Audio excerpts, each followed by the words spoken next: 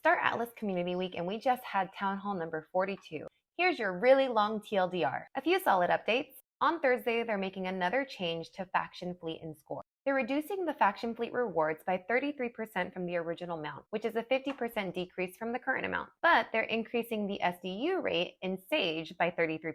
When we go live with Star-based, Faction Fleet will be obsolete. There are no changes to faction claims now, and currently no plans for faction claims in Sage as of yet. So when is Star-based? They're having community private testing this week, and after testing, it'll be an estimated 2 to 4 weeks before it's launched. They're toying with the idea of having a council that's voted on for future private community testing. Sage Star-based updates. With Star-based, it will no longer be solo player. Factions will be competing against each other to create and upgrade their Star-bases. You're going to have to migrate all of your resources out of this current game ID into the new one, and you'll still have to pay your fuel costs. There will be no more mining or scanning in the old game ID after that. There's character progression and loyalty points. Character progression is where you can pre-level your council rank. In the background, you'll also be leveling up your licenses, like for mining, crafting, and scanning. You earn XP for doing anything in the game. There's an XP cap each day, so those of you with smaller ships should be able to hit the cap each day, and players with larger ships will be capped.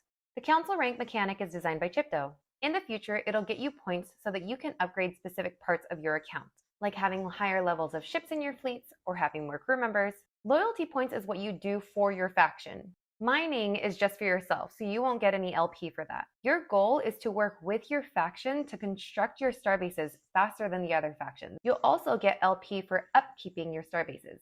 They will weight the LP differently based off of the rarity of the things that you have to do. And upgrading will yield more LP than upkeep of the starbases. You have a few weeks, but prepare yourself now because you know it's coming. The Atlas emissions curve is also going to change. Right now, it's at a constant rate.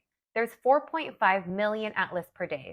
So in Starbase, it will be 1.5 million Atlas per faction. As you earn LP each day, you'll be compared to everybody else in your faction. You'll get Atlas every time period compared to everybody else who earned LP in your faction. If you earned 100 LP and your entire faction earned 10,000, then you earned 1% of the LP of your faction for that time period, which means you will get 1% of the Atlas. All starbases will start at level 1, except your CSS will be level 6. You'll only have access to specific recipes, so you'll have to level up your starbase so that you can get more access to more recipes. You'll also get access to recipes to upgrade your starbase even more. If your starbase runs out of food, all crafting will be paused. If your starbase runs out of toolkit, all upgrading will be paused. There will be 3 new resources: silica, titanium ore, and nitrogen. They're going to replace things that are already on the map with these new resources. There are also 5 new recipes. Titanium ore will craft titanium. Titanium can also be used for toolkit number 3 and framework 3. These are more efficient, more powerful versions of toolkit and frameworks 1 and 2. Silica and nitrogen will make aerogel, and then aerogel can be used to make field stabilizers. They're going to be shutting down RFR redemption. So where are the SDUs going? Each starbase tier will need SDUs. And because Atlas emissions are fixed, they're going to uncap SDUs during this time. SDUs will also be required in upgrading recipes. So what does a player need to keep in mind for Starbased? Focus on what you're specifically positioned well to do in. Consider your fleets, what ships you have, and where you should be participating in the economy. After Starbase, the next focus is combat systems. They might have to move to another game ID after that. And it might not be immediate, but thanks to Brett, there will be permission settings for a game session wallet that can auto-approve transactions, and you can retain all your assets in your hardware wallet and keep it safe. They're planning to release a teaser in April for a big Sage 3D feature. After combat, CSS plots or HABs will be implemented. Crew. You can use your crew as your avatar in UE5. UE5 2.2 will have full ship configuration, including crew. The number of crew will be large. With the existing ships, there will be 2.1 million crew, and up to 2.5 million during the time of the snapshot.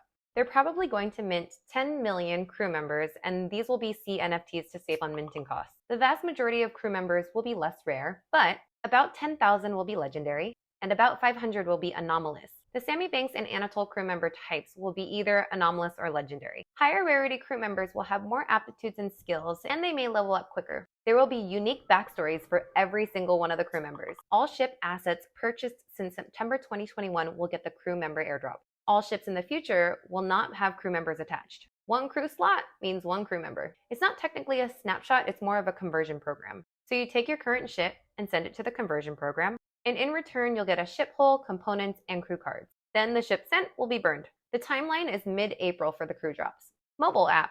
They've completed all front-end development. The blockchain integration is pending, and it's lower in priority because they have the DAO, the DAC, Sage, and R2.2.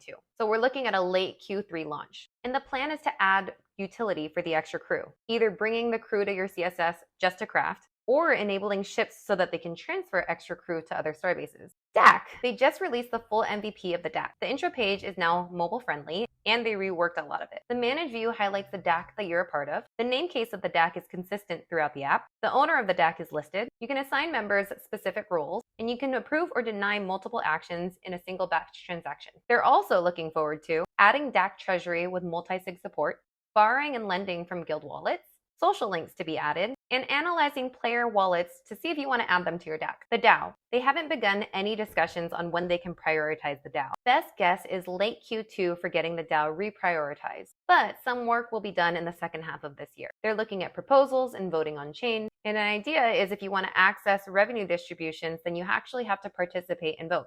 They're also discussing a permalock feature for the Polis locker with significant higher multiplier features.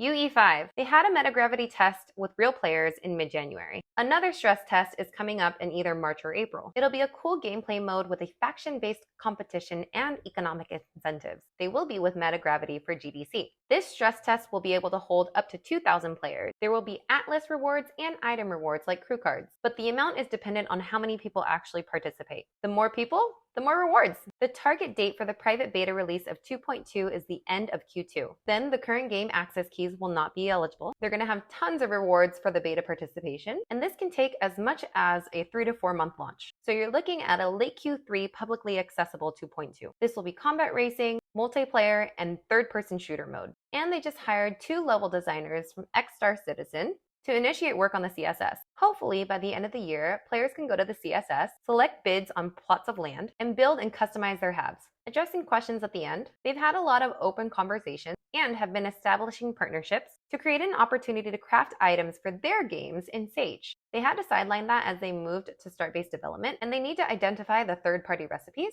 and restructure the menu system in the crafting workshops. But shortly after start-based, they'll roll out third-party crafting items. That's it for the Town Hall. Links are in the description below, and thanks for watching.